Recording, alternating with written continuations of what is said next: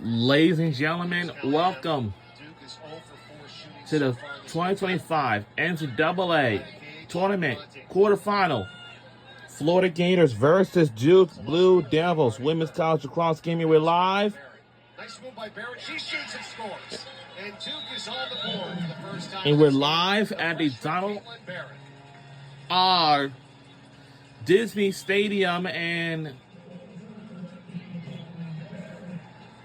Gainesville, Florida. Well, this is our home place for our Florida Gators, and this is almost the same dodge, Mike, as we saw right here. Fennell makes the save. Barrett goes down the same alley again, but the difference in why that ball went in the net is that she shot at the net. She shot around Fennell, and she still went hard to Kate. She still turned that corner. Kayla Barrett played with the U20 team this summer, and you have to think that was huge for her growth. Such a contributor on both ends of the field. And Kirsten Kimmel was telling us this week that he was so happy for her in this postseason because she struggled with her shooting percentage as of late. 12th goal of the season, second in the NCAA Tournament. Good job by our crew there going back to that previous possession that you well described as the exact same thing. And it's a great oh god. moment if you're a young lacrosse player. Like, that was the same dodge, same line to Kate, but she changed up her angle on the release.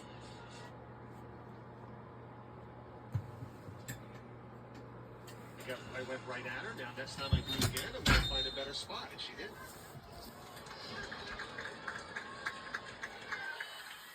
Barrett, who Coach Kimmel has said has been instrumental, makes plays, defense as well, and causing turnovers, and someone who's really taken a step forward in the postseason, and they needed that there by her. The first goal coming just under 5 minutes in this first quarter is now 3-1.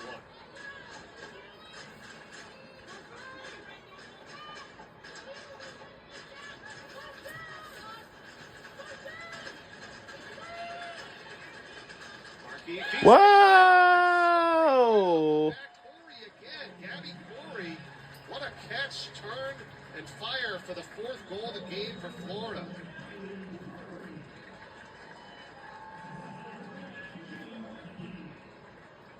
Number 24 in white, just a sophomore. 6th multi-goal game this season.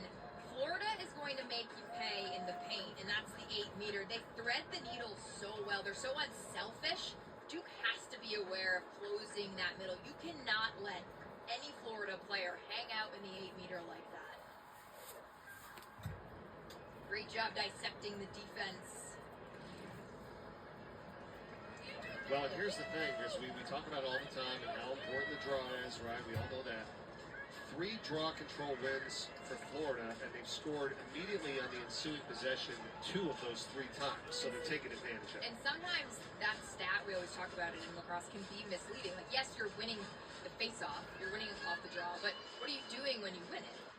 Duke has had some empty possessions where they're winning the draw and they don't go down and score, but Florida's capitalizing on any win that they get. And they're getting it to the circle like that, so it's becoming a 3v3 game, and they're just the first to the ground. To the first round playoff game at Syracuse last weekend, where the Orange had won like 26-4 at the face-off, and they had to go to overtime and win it by 1. Exactly, that's a perfect example of that. But it could really be effective late stages of the game, right? When you win, score, that's when it really hurts, and that's when we were fearful of that game coming in. But or you have the opposite example, Notre Dame, Ohio State, Will Lynch dominating at the dot, and they controlled and dominated possession in 3 quarters. Here's Clark Hamilton, who already has a goal for Florida. They've been moving the ball nicely here on the offensive end. Gianna Monaco controls it now, 27 in white. She makes a move. Whoa! There's a goal! 5-1. Neat.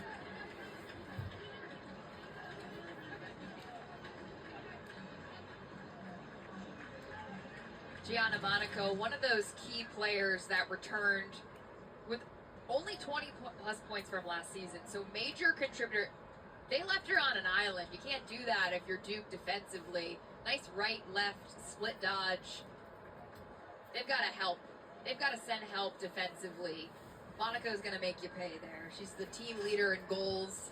They literally cleared out the whole area. It's an isolation play, and defensively, Duke has to recognize that. Like, if Monaco is at the top, you have to send help. Not late, but immediately. They cleared it out and gave a one-on-one for one of the best scorers in the game right now. 8th in the nation, 72 goals. And there's nothing Kennedy Everson, the Duke goalie, can do about that. I mean, she's one-on-one with one of the best players, one of the best shooters. You know, here's the other problem early. That's 5 goals now for Florida by 4 different players. So, see what Duke can do differently defensively here. They've got it now as they bring it over. Under 3 minutes to go in the first quarter of action. You're watching the quarterfinals, second quarterfinal round matchup of 4 here today on ESPNU. Congratulations to Northwestern. 17-12 win over Penn. They have advanced to Gillette Stadium next weekend.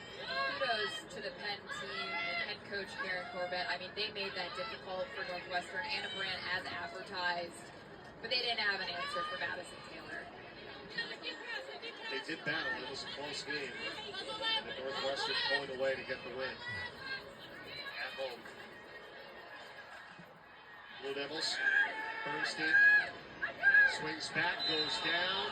Whistle against Florida there, defending the Sam Hughes. Crown not happy with it.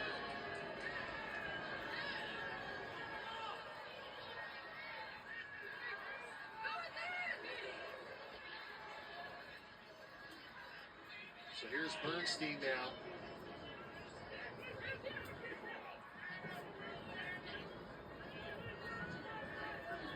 Still upset. Very upset. With the call. Very passionate Duke fans. I mean, from what we saw up here, good defense, but I'm assuming the officials thought extension of the arms into the body, goggles fell off. Sam Hughes is going to go behind.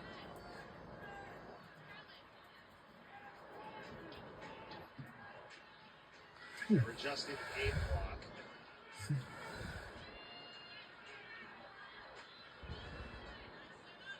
It's going to be 2:03 left here in the first. Okay, what did you see, Dana? Oh, that's an extension of the arms. That sure is. Nothing egregious, but that is a rule in women's lacrosse. Point of emphasis for the officials, so good call. Bernstein was 10 of 20 on free positions this season, but bring it back out here. Now goes to Maddie McDonald for Duke. Works it behind here for Conti. Trying to find, looked like maybe half there, 40. Bernstein's going to pick it back up. The shot clock is down to 12. Bernstein, bouncer scooped up by Fennell. That broken play to me tells me that defensively Florida is making... We're under 2 minutes to go into the first quarter. I mean, that's skip pass. You got to connect if you're going to do that. So now it's back to Monaco here. Florida. You know, this is a situation, Mike, where it's hot outside.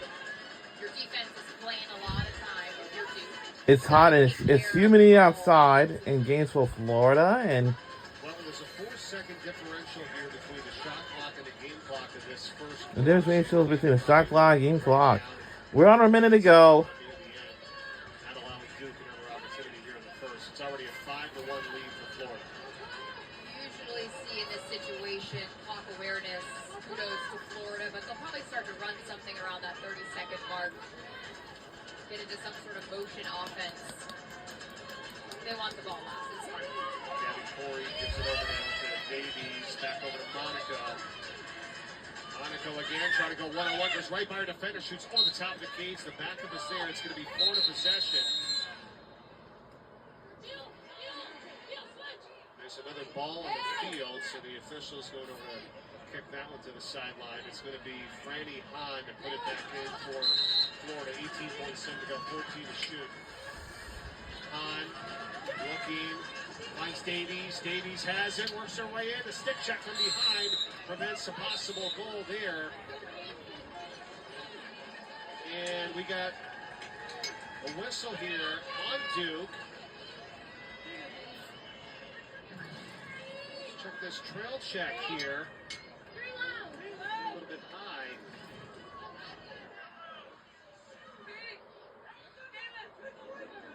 So 7.8 seconds to go in the first. 4 on the shot clock. Caitlin Davies here now, number 5 for Florida. She'll be on the hanging hash. Not entirely sure what they called. If Davies is on the hanging hash, somebody has to go behind her. There we go. There you go. Okay. You're right.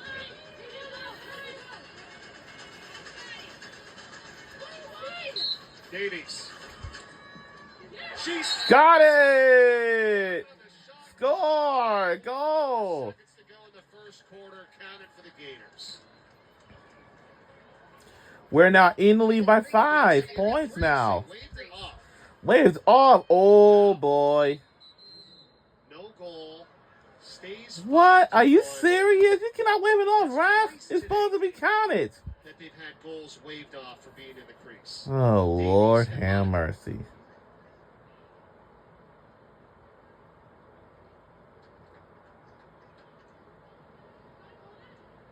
They can't be waved off. 2.1 seconds to go. Let's take a look. Here we go.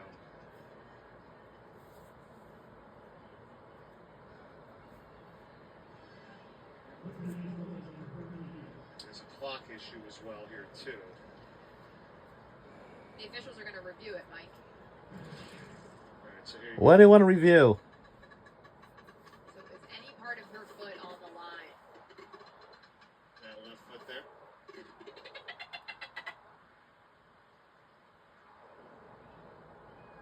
And that was an official review. The official signaled from the center circle their review.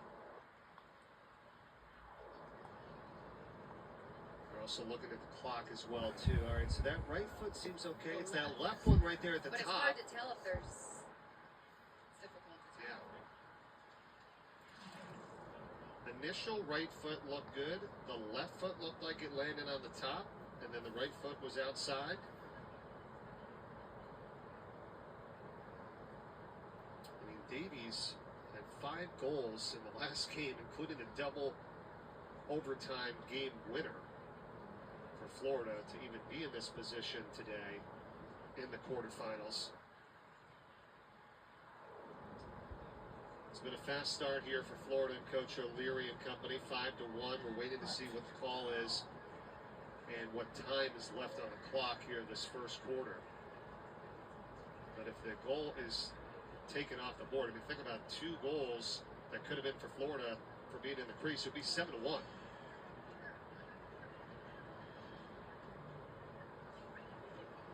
So we're being told by our producer, Adam Coppinger, that they're looking at the clock.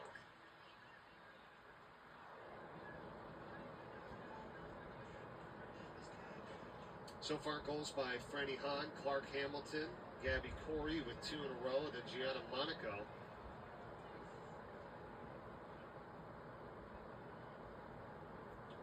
The clock probably should have just kept going, and the half should have ended after they called the in the crease, and Duke had the ball, and then all of a sudden you got 2.1 on the clock here. We'll see if they just...